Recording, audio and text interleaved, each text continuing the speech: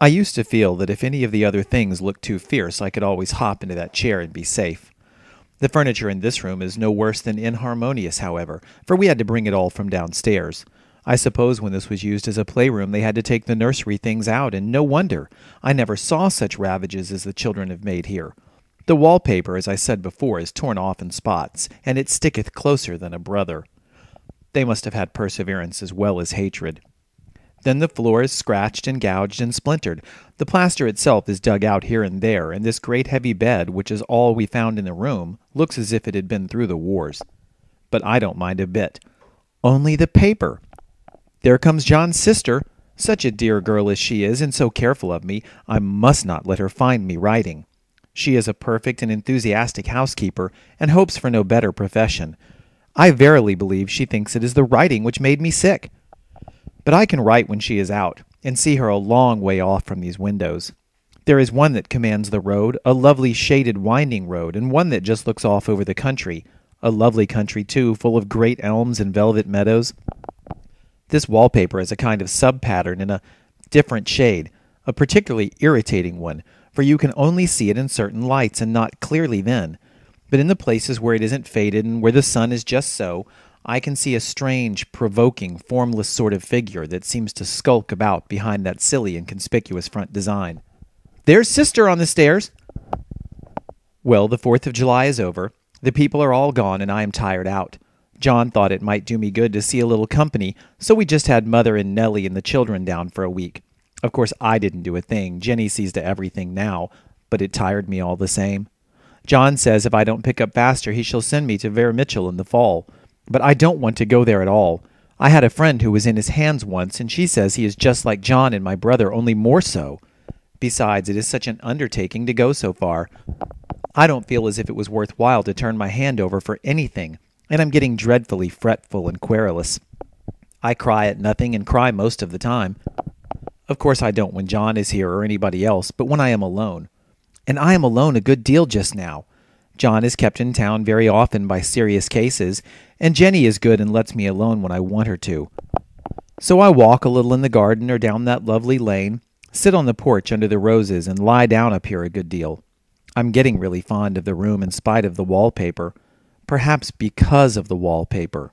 It dwells in my mind so. I lie here on this great immovable bed. It is nailed down, I believe, and follow that pattern about by the hour. It is as good as gymnastics, I assure you. I start, we'll say, at the bottom, down in the corner, over there where it has not been touched, and I determine for the 1000th time that I will follow that pointless pattern to some sort of a conclusion.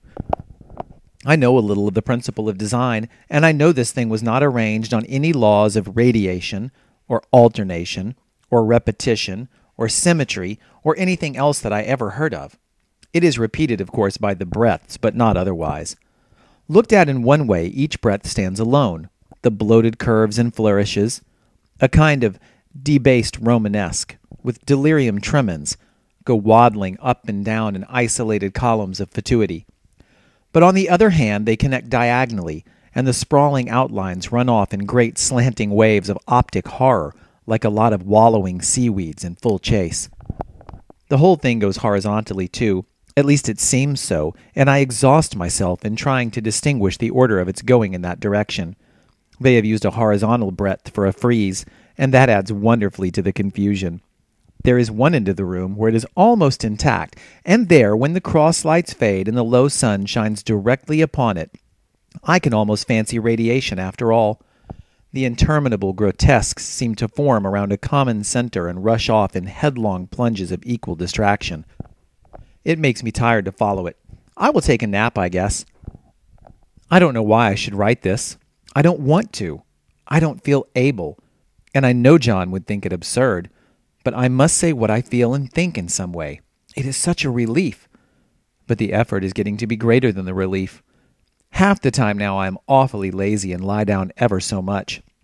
John says I mustn't lose my strength and has me take cod liver oil and lots of tonics and things, to say nothing of ale and wine and rare meat. Dear John, he loves me very dearly and hates to have me sick. I tried to have a real earnest, reasonable talk with him the other day and tell him how I wish he would let me go and make a visit to Cousin Henry and Julia. But he said I wasn't able to go, nor able to stand it after I got there, and I did not make out a very good case for myself, for I was crying before I had finished. It is getting to be a great effort for me to think straight, just this nervous weakness, I suppose. And dear John gathered me up in his arms and just carried me upstairs and laid me on the bed and sat by me and read to me till it tired my head. He said I was his darling and his comfort and all he had, and that I must take care of myself for his sake and keep me well. He says no one but myself can help me out of it, that I must use my will and self-control and not let any silly fancies run away with me. There's one comfort. The baby is well and happy and does not have to occupy this nursery with the horrid wallpaper. If we had not used it, that blessed child would have. What a fortunate escape! Why, I wouldn't have a child of mine, an impressionable little thing, live in such a room for worlds. I never thought of it before, but it is lucky that John kept me here after all. I can stand it so much easier than a baby, you see. Of course, I never mention it to them any more. I am too wise, but I keep watch of it all the same. There are things in that paper that nobody knows but me, or ever will. Behind that outside pattern, the dim shapes get clearer every day. It is always the same shape, only very numerous, and it is like a woman stooping down and creeping about behind that pattern. I don't like it a bit. I begin to think, I wish John would take me away from here. It is so hard to talk with John about my case, because he is so wise and because he loves me so. But I tried it last night. It was moonlight. The moon shines in all around, just as the sun does. I hate to see it sometimes. It creeps so slowly, and always comes in by one window or another. John was asleep, and I hated to waken him, so I kept still and watched the moonlight on that undulating wallpaper till I felt creepy. The faint figure behind seemed to shake the pattern, just as if she wanted to get out. I got up softly and went to feel and see if the paper did move, and when I came back, John was awake. "What is it, little girl?" he said. "Don't go walking about like that. You'll get cold." I thought it was a good time to talk, so I told him that I really was not gaining here and that I wished he would take me away. "Why, darling," said he, "our lease will be up in 3 weeks, and I can't see how to leave before. The repairs are not done at home, and I cannot possibly leave town just now. Of course, if you were in any danger, I could and would. But you really are better, dear, whether you can see it or not. I am a doctor, dear, and I know. You are gaining flesh and color. Your appetite is better. I feel really much easier about you." "I don't weigh a bit more," said I, "nor as much, and my appetite may be better in the evening when you are here, but it is worse in the morning when you are away." "Bless her little heart," said he with a big hug. "She shall be as sick as she pleases.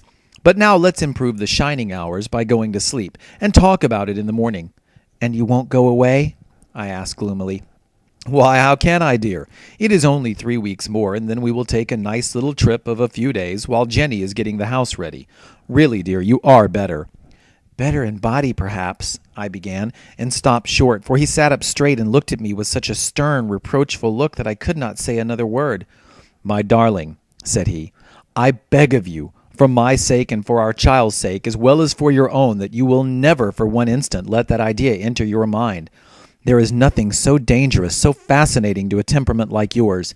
It is a false and foolish fancy. Can you not trust me as a physician when I tell you so?" So, of course, I said no more on that score, and we went to sleep before long.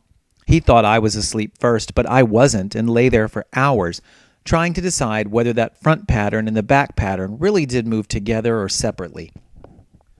On a pattern like this, by daylight there is a lack of sequence, a defiance of law that is a constant irritant to a normal mind.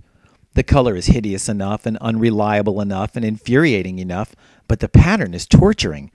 You think you've mastered it, but just as you get well under way following, it turns a back somersault and there you are. It slaps you in the face, knocks you down, and tramples upon you. It's like a bad dream. The outside pattern is a florid arabesque reminding one of a fungus, if you can imagine a toadstool in joints, an interminable string of toadstools budding and sprouting in endless convolutions. Why, that is something like it. That is sometimes. There is one marked peculiarity about this paper, a thing nobody seems to notice but myself, and that is that it changes as the light changes. When the sun shoots in through the east window, I always watch for that first long straight ray. It changes so quickly that I never can quite believe it. That is why I watch it always. By moonlight, the moon shines in all night when there is a moon, I wouldn't know it's the same paper.